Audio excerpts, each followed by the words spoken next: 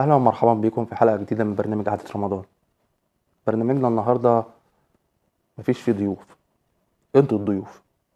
برنامجنا النهاردة هنتكلم عن عاداتنا، حكاياتنا، العالم بتاعنا. كتير قوي اتكلمنا عن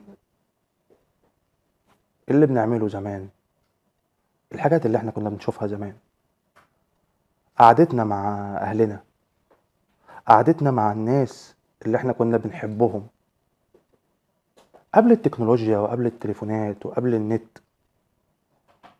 عايزكم ترجعوا معايا كده بالزمن لورا شوية، يعني حسبة 25-30 سنة. افتكروا فيها قعدتنا بالليل في رمضان بعد الفطار. مين كان بيقعد مع مين؟ مين كان بيجي لك كضيف؟ كنتوا بتعملوا ايه؟ كنتوا بتتكلموا عن ايه؟